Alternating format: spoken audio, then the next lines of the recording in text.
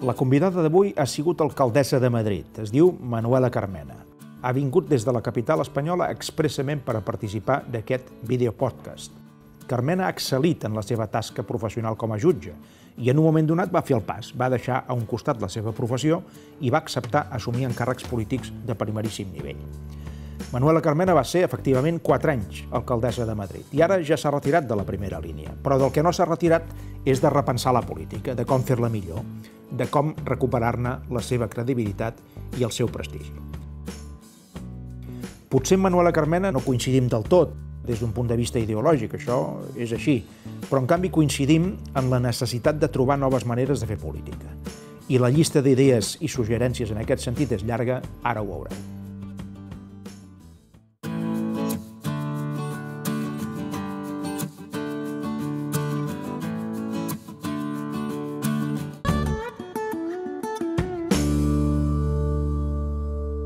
Manuela, muchas gracias por aceptar participar en este video podcast. Pretende ser una conversación... Presidente, es un placer. Es un placer, pues te lo agradezco de corazón. Venga. Esto pretende ser una conversación más sosegada, más tranquila, de lo que tú has tenido que lidiar seguramente en los plenos del Ayuntamiento de Madrid, me imagino, y de lo que yo tenía que lidiar también en su momento, por ejemplo, pues en el Parlamento de Cataluña, ¿no? Pero en todo caso, cogiendo un poco la idea o algunas ideas que tú resumes o expones en tu libro, en el más reciente, sobre la forma de relacionarse por parte de la gente en el mundo de la política, ¿no? Es decir, ¿hasta qué punto la relación personal, que me consta que tú has cultivado con oponentes tuyos, hasta qué punto esta relación personal es un elemento que juega a favor de que después se pueda traducir en consensos, pactos y acuerdos, o esa relación personal, al final, cuando es vista por el público, parece casi una comedia? Yo recuerdo, por ejemplo, un poco el pensamiento de mucha gente que nos decía, ¿no? Sí, en el Parlamento os peleáis como monas, después resulta que os lo decís todo, después os tomáis un café y tan amigos como siempre. Y eso lo formulaban en plan de crítica. Esa relación personal más estrecha que puedes establecer pues haciendo un café era vista como una comedia, ¿no? Entonces, ¿tú eso cómo lo interpretas y cómo lo juzgas, sobre todo, y cómo lo valoras? Pues mira, yo lo interpreto como, efectivamente, que hemos convertido la política en un teatro, ¿no? Porque en este teatro, sí, hemos decidido, y ahora te diré por qué lo pienso que es así, hemos decidido que cada uno tiene un papel, y tu papel es tener una actitud de confrontación con el que es diferente a tu partido. Es una escena, entonces tú representas tu papel, y tu papel para que te aplauda la sociedad, para que te aplaudan los tuyos, para abrirte un camino para el día de mañana, si no estás en el poder, llegar a él, o si estás, mantenerlo, tienes que jugar esa comedia, ¿no? Como esa comedia es ridícula. ¿Por qué es ridícula? Porque los diálogos que se cruzan entre unos y otros de los intervinientes son prácticamente de primaria, no tienen otro. Pues evidentemente la humanidad se refugia en la necesidad de después tener una relación personal al margen de la comedia correcta. Pero esa relación personal no tiene trascendencia en la comedia, y lo que ve la sociedad es la comedia, y lo que ve es el enfrentamiento, el odio. ¿Lo ve y le gusta, tú crees? No le gusta. ¿Crees que no? No le gusta porque, vamos a ver, bueno, no sé, a lo mejor con unos niveles culturales muy bajos les puede hacer cierta gracia si lo compara con el fútbol y con la identificación que cada uno puede tener con su partido favorito de fútbol, ¿no? Pero cualquier persona que tenga una cierta madurez le desagrada. Le desagrada porque es ridículo. Y yo creo que también porque todo el mundo puede tener como una transposición de decir, ¿qué sería si en mi vida habitual yo tuviera el mismo tipo, la misma manera de relacionarme con los que tengo que trabajar como se tiene en la política? Claro, sería de una esterilidad brutal. ¿Qué es lo que es? Porque hacemos con este tipo de comedias, al convertir la política en una comedia, nos olvidamos lo importante, que lo importante es gestionar no la comedia, sino los intereses de los ciudadanos y la problemática que muchas veces esto suscita, ¿no?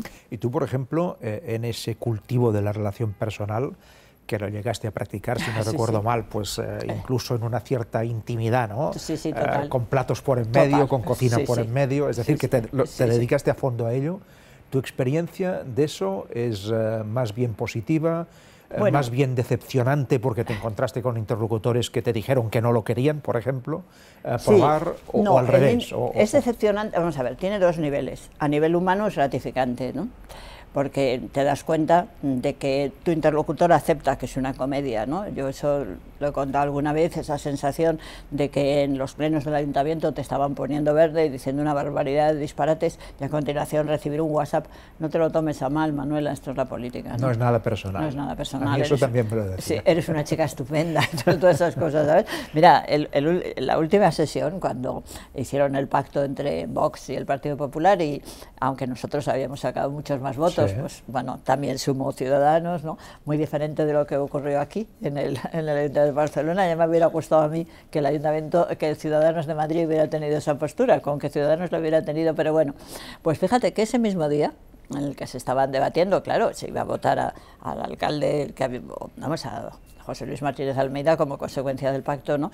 De algunos de los de Vox recibía un mensaje que decían: si yo pudiera te votaría a ti, has sido la mejor alcaldesa. Incluso de los de Vox. Sí, incluso de los de Vox, ¿sabes? Esto ya son palabras mayores. Claro, pero ¿sabes qué pasa? Que eran de los que antes eran del PP y se habían pasado a Vox. Ya, claro. Porque esa es también otra historia, ¿no? Pero bueno, entonces, a lo que voy, eso no es bueno. Eso no es bueno porque lo que importa... Mira, yo creo que es que en la política sobran tantas palabras, para mí sobran los discursos.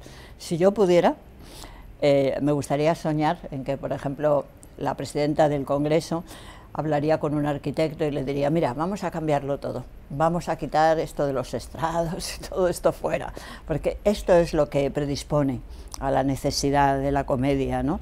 Si en lugar de haber esos anfiteatros que no tienen sentido, que son del siglo XIX, hubiera salas de trabajo en donde nos pudiéramos ver todos las caras unos a otros, con pantallas importantísimas para ver qué es lo que está pasando en la sociedad, en la ciudad, en el mundo, ¿no? A mí me encantó cuando estuve en el ayuntamiento ir a las pantallas de tráfico de allí de Madrid. Es fenomenal. Llegas allí y ves todo Madrid en la pantalla. Todo Madrid y en la ves de pantalla. pronto que pasa aquí una cosa. No me digas que el Congreso no tendría que estar lleno. Estabas viendo la realidad, Claro, en este caso de la ciudad. A mí me encantaría el Congreso lleno de esas pantallas.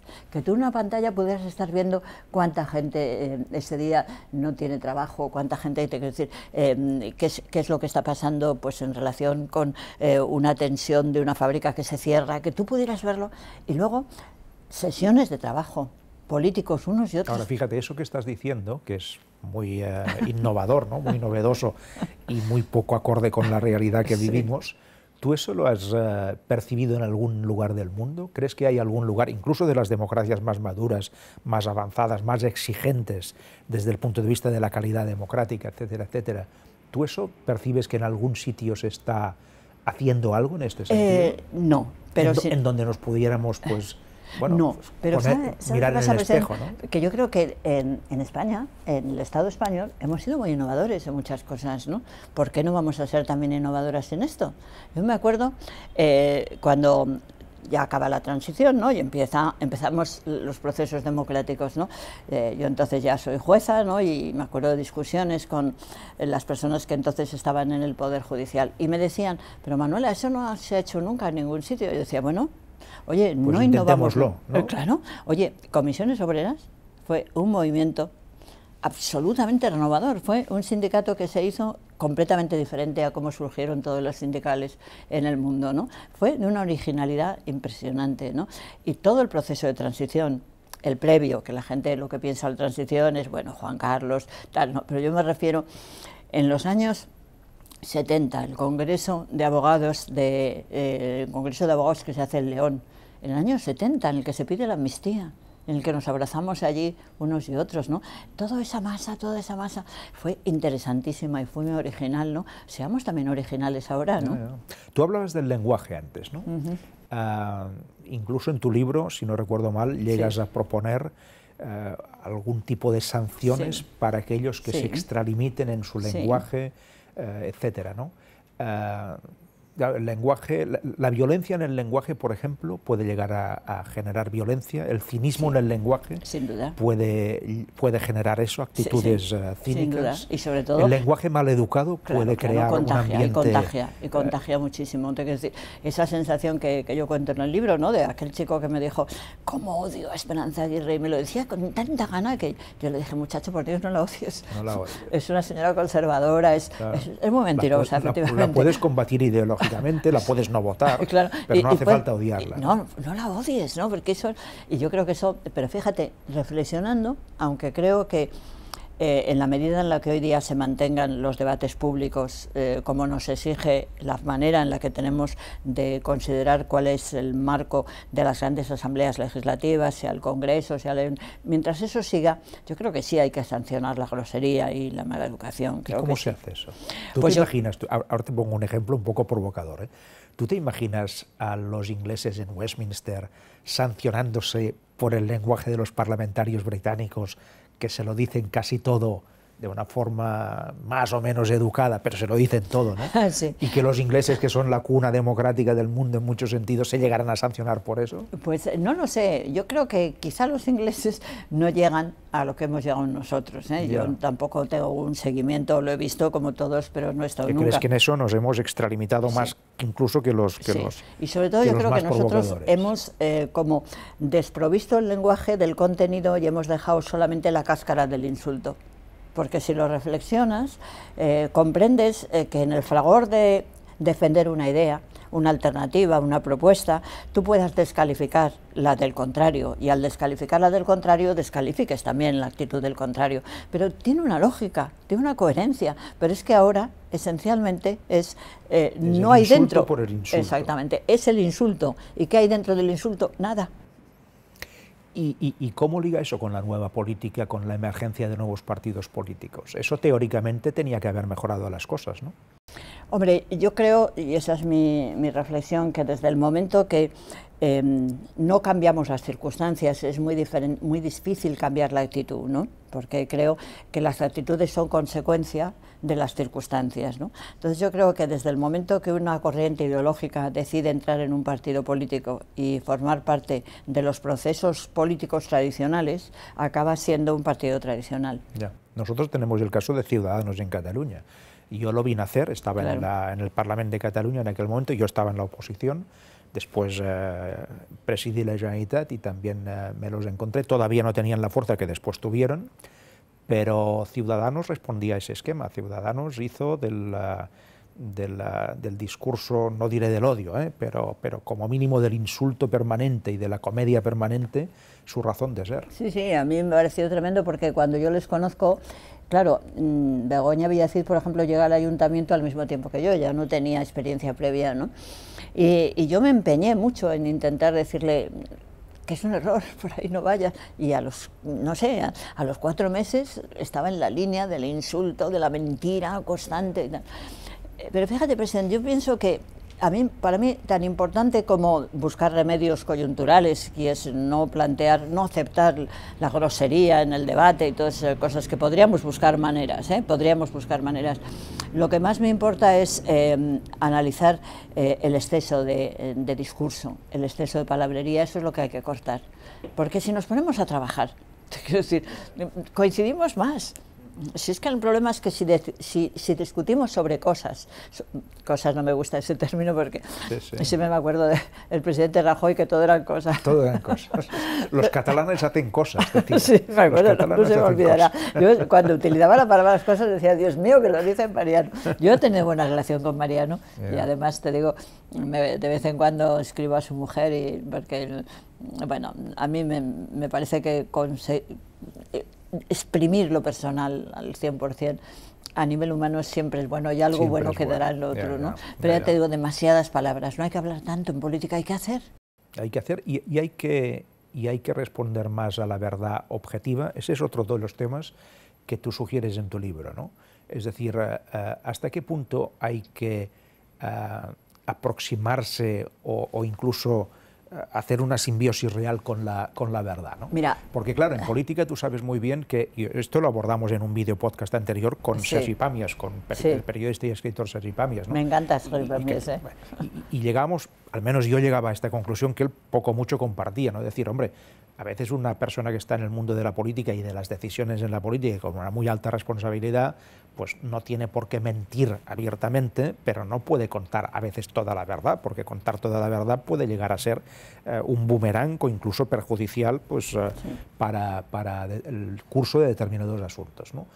Pero el tema es, tú dices, habría que reformular incluso el Centro de Investigaciones Sociológicas, el famoso CIS, aparte de sus encuestas y tal, ¿no? Y habría que hacer que el CIS tuviera algo, una sección, lo que sea, ¿no?, en donde objetivara los temas y que la gente que estamos en la política tuviéramos que atenernos más a esa verdad más objetiva, ¿no?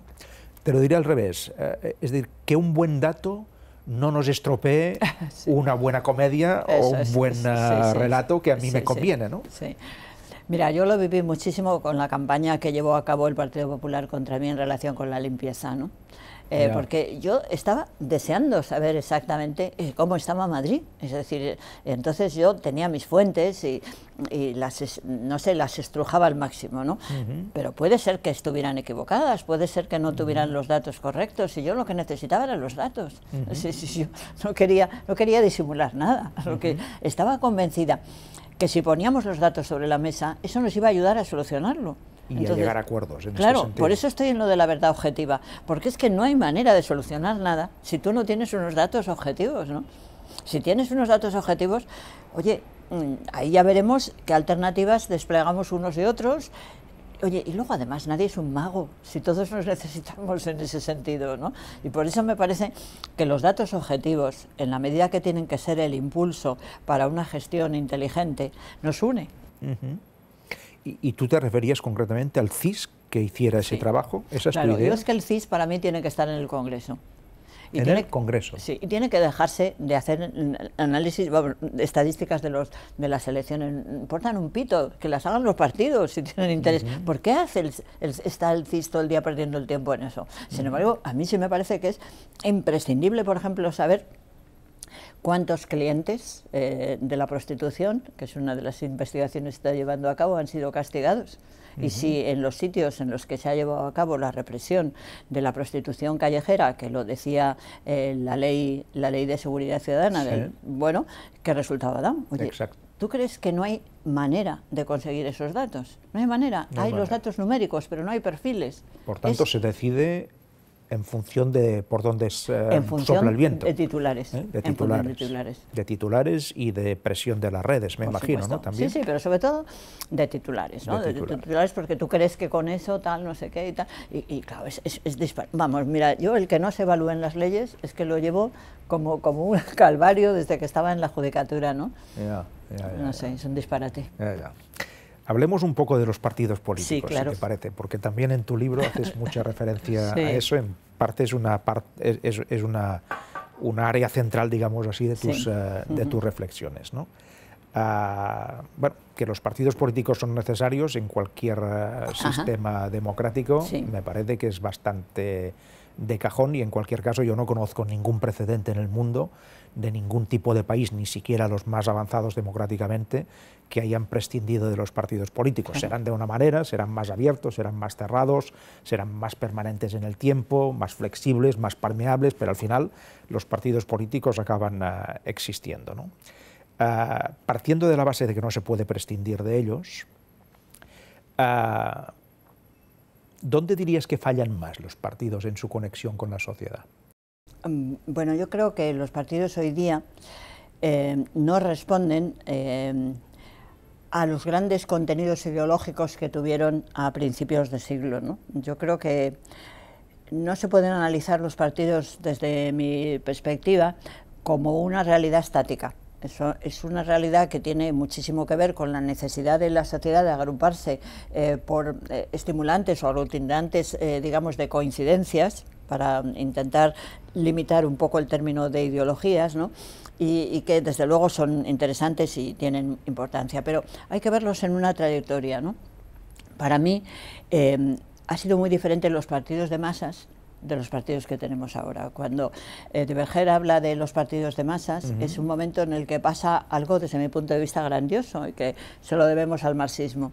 Yo creo que el marxismo tuvo la lucidez de protagonizar o permitir que la clase obrera tuviera un protagonismo en la realidad social y se crean los grandes partidos obreros, ¿no? Eso es impresionante, porque eso significa la capacidad de la sociedad de dar un salto enorme por la igualdad, etcétera, etcétera. Pero claro, genera una reacción enorme desde quienes tenían los privilegios y tal, ¿no? Conclusión, que esos partidos políticos son otra cosa, fueron otra cosa. ¿Qué son ahora? Pues yo creo que ahora fundamentalmente no son de masas, son partidos de élites que tienen una capacidad para introducirse en la gestión política y que no son democráticos ni tienen unas estructuras organizativas racionales, ¿no? Y entonces eso les hace que no son útiles para la gran tarea de la gestión política, ¿no? ¿Tú crees que para un partido político es una virtud ser previsible? Hace pocos días me contaba un personaje respecto a un partido político del ámbito del Estado español, me decía, no voy a identificar el partido, pero me decía, nuestro partido ha enraizado mucho en la sociedad y además pues tiene éxito bastante permanente porque es un partido previsible, es decir, casi todo el mundo sabe lo que vamos a hacer o lo que vamos a decidir en función del tema que se plantee, ¿no? ¿Eso tú lo ves como una virtud o como un defecto? No, es una virtud para el partido. Lo que no sé si es algo conveniente para la sociedad. Eso no lo sé, pero para el partido, si el objetivo del partido es llegar al poder y si lo tiene no perderlo, que son los objetivos de los partidos, el ser previsible es positivo. Positivo para el partido, insisto, no para la sociedad. De todas formas, si no llegas a lo que tú llamas el poder, tampoco puedes transformar mucho la sociedad, porque al final los mecanismos de transformación los tienes cuando tienes la capacidad de decisión, ¿no? Bueno, en este sentido, llegar al poder... Tendríamos mucho que hablar, porque sinceramente yo creo que tenemos una mitificación del poder político. Entonces, hay muchas maneras de configurar la conjunción de distintos poderes, ¿no? Y la política es un poder, pero es mucho más limitado de lo que parece, ¿no? Esto es cierto, lo sé por experiencia. Por eso te quiero mucho decir, más limitado de lo que la gente cree. Mucho más limitado, ¿no? El otro día me discutí a alguien, yo le decía que yo me había sentido personalmente con más poder siendo magistrada que siendo alcaldesa. No me sorprende. Y me decían, eso no es verdad, porque tú como alcalde puedes... Yo no, tú como alcalde no puedes hacer nada, lo podrá hacer el equipo, lo podrá hacer, y luego no nos olvidemos, les decía yo, que una reflexión que tenemos que hacer es, por ejemplo, toda la política urbanística de las ciudades, y otras también, no la hace la ciudad, las hacen los tribunales superiores y en última instancia el Tribunal Supremo. Exacto. Si tú analizas lo que está haciendo... Lo cual no es demasiado bueno. No, es un disparate. Es un disparate. Es un disparate, tiene que haber control, pero no en la manera como hemos establecido el control. De todas formas, eso que dices tú, yo creo que también es un poco responsabilidad de los políticos en general, porque durante muchas décadas hicimos ver a la gente que nosotros lo podíamos resolver casi todo. Eso es. Te dirigías a la sociedad con tus programas electorales, yo voy a solucionar esto, yo haré esto, yo haré aquello. Claro, entonces tú generas un discurso que al final la gente lo recepciona y dice, efectivamente, estos son los que mandan y los que tienen todo el poder, ¿no? Eso ha sido una característica eterna del poder. Decir, yo puedo solucionar todo, ¿no? Pero en la democracia es muy interesante plantearnos hasta qué punto tiene que haber una conjunción entre todos los poderes sociales, incluido el de la ciudadanía, el de la propia participación, que aunque la Constitución nos dedicó unas consideraciones y unas reflexiones, no se han ejercido, ¿no? Por eso creo ¿Tú llegas a defender la doble militancia en partidos políticos? Sí. Es decir, militar en uno y al mismo tiempo en otro. Sí, me parece bien. O incluso votar a los partidos por sus propuestas concretas y no por sus programas. Explícanos un poco esto. Pues mira, eso es una cosa, no sé, la verdad, mira, te confieso que cuando estaba escribiendo el libro, pues lo comentaba mucho con mi marido y además él muchas veces me corregía cosas de gramática y todo eso, le encanta decir, oye, has puesto aquí, déjame leerlo. Entonces cuando leyó esto me dijo, Manuela, eso no lo puedes decir, eso es un disparate. Y entonces se lo expliqué y le convencí. Vamos a ver, lo que yo es una síntesis, digamos, entre la exposición al público de la programación y, digamos, las personas que están detrás de la programación. Los partidos ahí lo que hacen es que proponen programas concretos, es decir, hay que buscar 3, 4, pero bien elaborados, no como se hacen los programas electorales. Que me acuerdo cuando yo me presenté a alcaldesa, la señora Aguirre, pues en su programa decía, enseñaré a nadar a todos los niños de Madrid, ¿no? Se pueden decir tontadas, yo me refiero a un programa razonable, con, digamos, con evaluación económica, con estructuras de evaluación bien preparados, ¿no? Entonces, bueno, puede ocurrir que un ciudadano diga, oye, pues a mí del partido de Ciudadanos me gusta esto, pero no sé, me gusta esto del Partido Socialista. Entonces voto un poco al Partido Socialista y otro poco a Ciudadanos. ¿Por qué no? ¿Eso lo tienes elaborado realmente? Sí, me parece, vamos, no me he puesto a hacer un estudio, pero quiero decir, creo que si tú se lo dices a la gente, mucha gente te dirá, no, a mí hay cosas, si hablamos no de los... Vamos a ver, hay una primera reacción emocional del partido, que es mi partido, son los míos, que eso es como el partido de fútbol, ¿no? Sí. Los míos, yo he habido gente que me ha dicho, mira, yo, el Partido Socialista, aunque presente una cabra y no presente... Lo votaré igualmente. Lo votaré. Y eso mismo... Porque es el mío. Es el mío. Bueno, entonces, eso, hombre, te quiero decir, no es muy reflexivo, porque tú le dices, oye, mira, tú me estás diciendo, pero tú no te das cuenta que este proyecto, por ejemplo, del Partido Socialista, a ti no te conviene, o lo que sea. Bueno, entonces lo que yo creo es que la gente tiene que acostumbrarse a apoyar gestión política, pero... Ejemplo muy sencillo.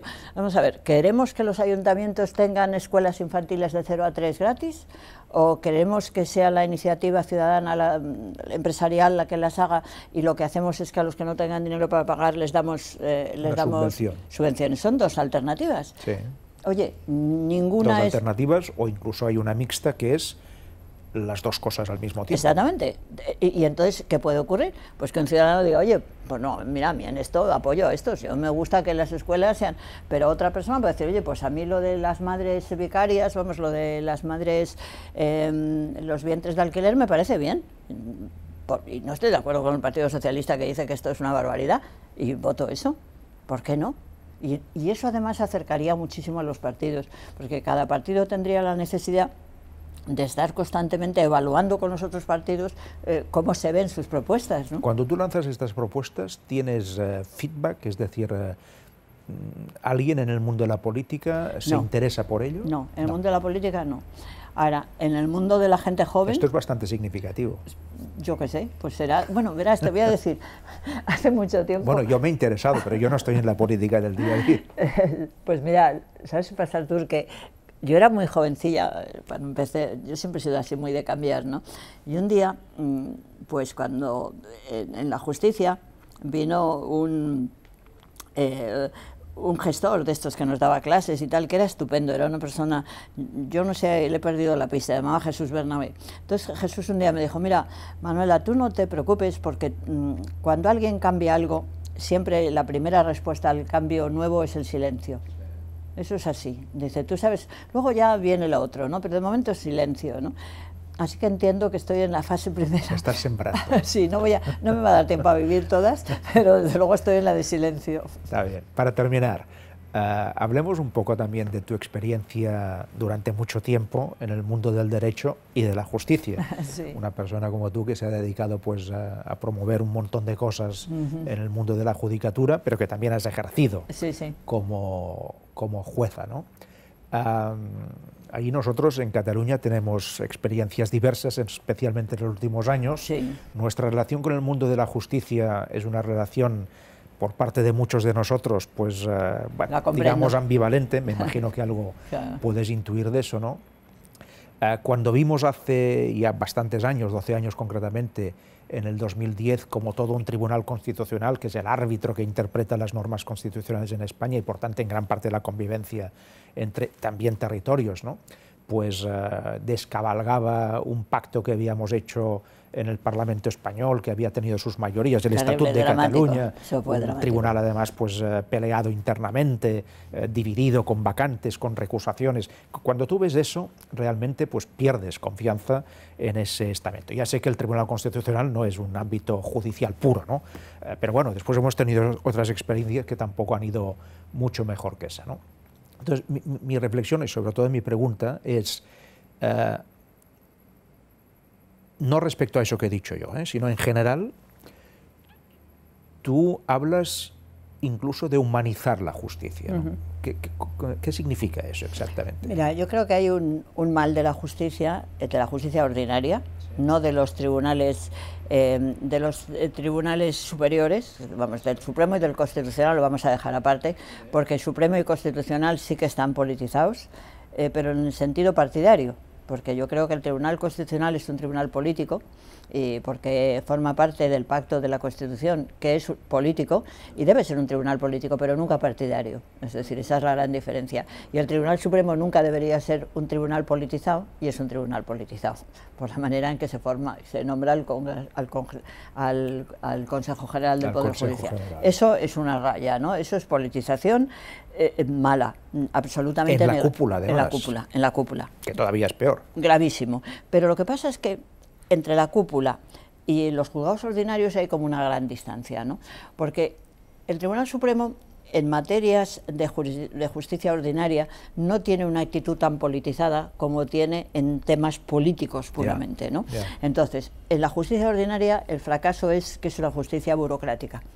Es decir, donde los jueces no están acostumbrados a escuchar, donde los jueces no están acostumbrados a dejar hablar y donde los jueces, digamos, no tienen una formación completa. ¿Y eso por qué? ¿Porque se sienten imbuidos de un poder especial? No, yo creo que eso requiere esa distancia respecto a los temas y a la gente. No, yo creo que eso viene mucho porque hemos considerado que los jueces solamente deben ser gente de derecho, y eso es un error.